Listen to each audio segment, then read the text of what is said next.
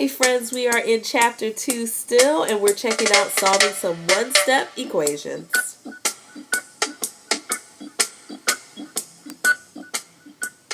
Vocabulary today is just two words, or two phrases I should say. The first is what does it mean to solve an equation? And that really means to find the value of the variable that makes the equation true. So if you had something like 2x plus 3 is equal to 9, could you find the value that will make that true? Anybody? Yes. So this to solve it is to figure out what x is, and in that case x is 3. All right, let's take a look at this next one. It is to equivalent equation having the same solution. So here, if you look at this example up here, this is an equation and this is an equation, and both of these equations are equivalent because the solution to 2x plus 3 equals 9 is that x is equal to 3, and here x is equal to 3, which is an equation. I know that seems a little bit weird. Let me show you another example. Example here. This is 4 times the quantity of x plus 2 is equal to 20. You guys are really familiar with the distributive property, so you know I could write 4x plus 8 is equal to 20. Both of these equations are considered equivalent equations because the solution to one is the same as the solution to the other. So this first example, you guys should be familiar with solving problems like this. So we have c minus 22 is equal to 54. And the way or the method of solving is called solving by adding, because what we're going to do is isolate our variable c by adding the opposite, or by adding 22 to both sides. If I look at this minus 22 and consider that a negative 22, I'm adding the opposite. And when I do that, I'm left with c is equal to 54 plus 22 is 76. So c has to be equal to 76. Obviously, we can go back and check. I'll just put a little check mark for our check. I'm going to rewrite this with 76 in for c. So 76 minus 22 is equal to 54. Oh, yes, it is. And I'm really confident that I got it right. Let's check out the next one. Here in example 2, the suggested method of solving is by subtracting.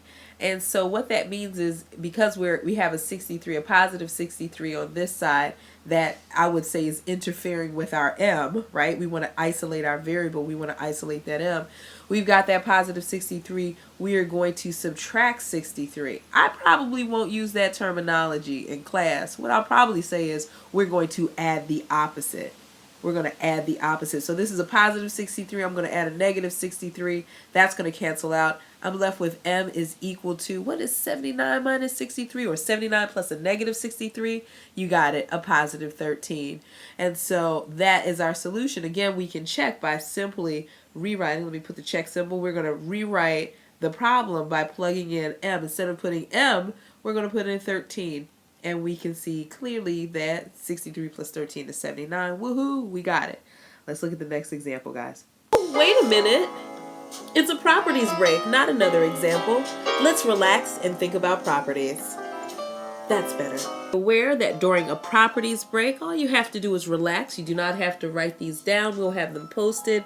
And we're going to talk about properties of equality. The reason why this is important, friends, is because properties of equality actually gives us the opportunity to solve. Sometimes we take them for granted. So the properties of equalities, let's just discuss them. Let's think about them. So for addition, if you got these numbers, or A, B, and C, if A is equal to B, then A plus C is equal to B plus C. We always assume this. We do this all the time. We add, what I would say is we just do the same thing to both sides. But that's considered a property of addition. Let's just take a quick look at the other properties of subtraction, multiplication, and division. Let's take a look at these other ones really quickly. Like I said, if you've got these same letters, numbers, A, B, and C, and I really should have that these are considered real numbers. That's why I have them listed here. If you've got them and you've got A is equal to B, then if you subtract the same thing from both sides, then both of those quantities are equal. If you have A equals B and some terms C, A times C is going to be equal to B times C. You can do the same thing. You can multiply to both sides. And finally, again, if A is equal to B, then A divided by C is equal to B divided by C, as long as these are all real numbers. And that's enough of our properties break. Okay, finally, now the example. Example 3 says solve by multiplying or dividing. And so you can see again from our properties that we discussed, as long as you're doing the same thing to both sides, you're within the guidelines of mathematics, you're following the properties, and you're A-OK. So here we have this kind of ugly problem. 2/3 Q is equal to 1/2. And we're going to solve this by multiplying by the reciprocal of 2/3, which is 3/2. But what I do to one side, I've got to do to the other. Let's stop and have a quick recall of how to multiply fractions. When we multiply fractions, we multiply numerator times numerator and denominator times denominator.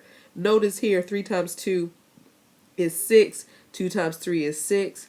Oh, that's why she multiplied by the reciprocal. Because you always get 1. We could have also cross-canceled out and said that's 1, that's 1, that's 1, that's 1. But I didn't want to scare you. All right, so we're just left with Q by itself. Let's see what happens over here. When I multiply 1/2 by 3/2, I get 3/4. And that's my answer. Yay! So remember, the properties give us the luxury or the opportunity to do the same thing to both sides. Here's our final one. We have 39 is equal to negative 3r. And what we're going to do is we're going to recognize what we want. We want to know what r is. We need to isolate it. What is negative 3 doing to r? Multiplying. What's the opposite of multiplication? Division. So we're going to divide by negative 3. But again, from properties of equality, if we want to maintain equality here, we're going to use the division property of equality by dividing both sides. When I do that, I see that this guy cancels out, and r is equal to 39 divided by negative 3 is negative 13. And there we have it. All right, my friends, here we have our assignment, pages 86 through 89. And there's a number of problems here, but I think you're able to do it, and I think the practice is going to be good. Let's make sure we take a look at it in class tomorrow. Have an excellent evening.